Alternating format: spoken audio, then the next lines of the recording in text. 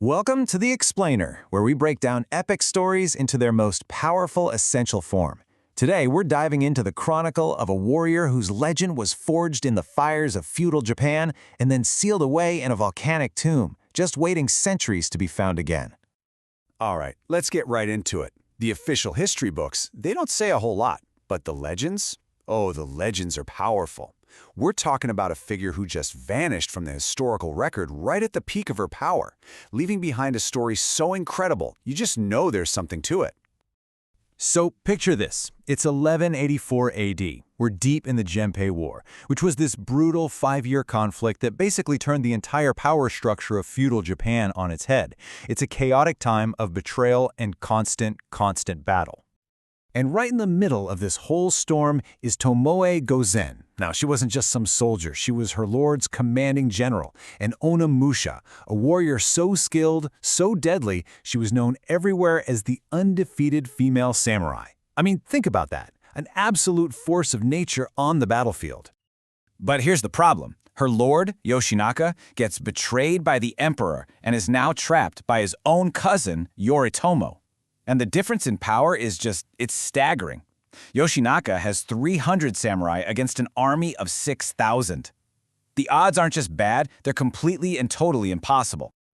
And facing these insane odds, this is where Tomoe really shows everyone what she's made of. As Yoritomo's forces try to advance, she, by herself, holds a strategic bridge. She cuts down 10 of their best samurai in one-on-one combat, forcing the rest to just turn and run. It's a moment of pure, legendary skill that proves exactly why she was so feared. So that brings us to the Battle of Awazu, and this is where everything builds to this really pivotal, tragic moment. You know those impossible odds? Well, they're about to catch up with them, and a choice is made that's going to seal their fate for good.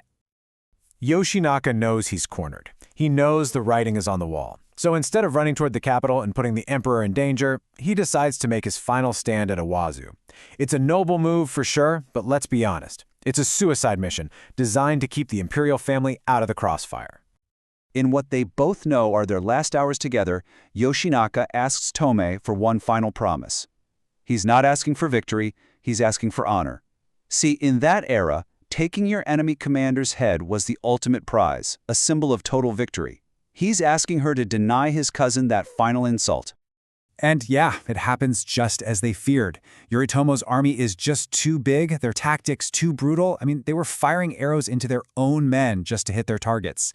It's chaos, and Lord Yoshinaka is struck down. For Tomoe, the fight isn't about survival anymore. It's about that promise.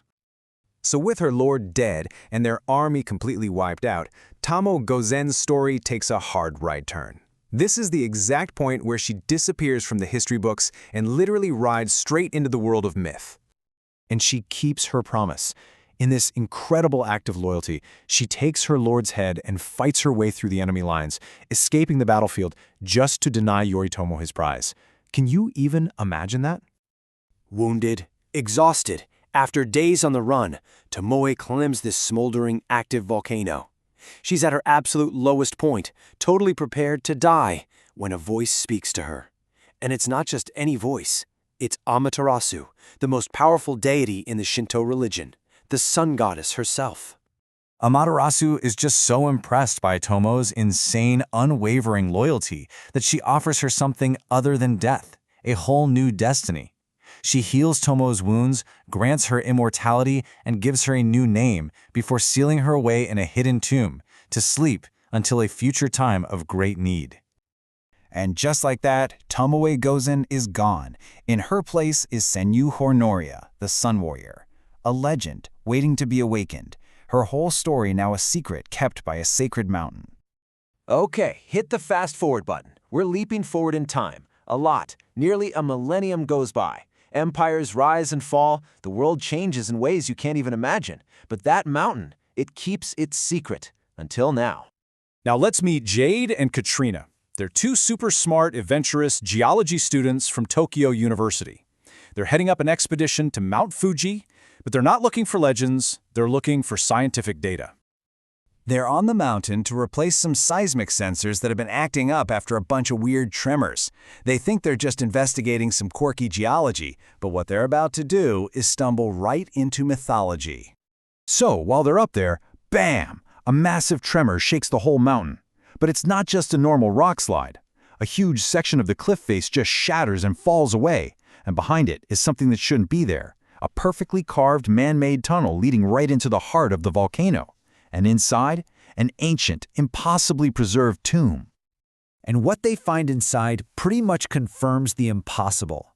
There's this incredible sarcophagus, a full suit of high-ranking samurai armor, and right there on a stand, the unmistakable long blue tachi sword from the legends. There's no doubt about it. They found the tomb of Tomoe Gozen. But listen, a discovery this huge, this world-shaking, it doesn't stay a secret for long. The second that legend is unearthed, a completely modern battle for who owns it begins. It turns out someone in the university group was a mole. They tipped off a powerful corporation, Heike Industries, and next thing you know, helicopters and mercenaries are swarming the site. These guys aren't interested in preservation. They want acquisition.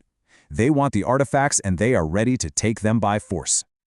So you've got this incredibly tense standoff about to boil over.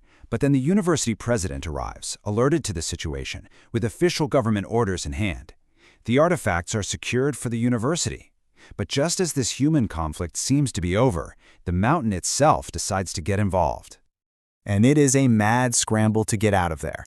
Mount Fuji starts showing all the signs of a major eruption. Lava is literally boiling up in the crater, and everyone is scrambling for the choppers. In all the chaos, Jade makes this daring last-second dash to save a fallen mask, and she's barely pulled aboard as they lift off. They fly away, safe for now, with these priceless artifacts of a warrior forgotten by time. But you get the feeling they've disturbed a lot more than just a tomb. So it leaves us with one final really urgent question.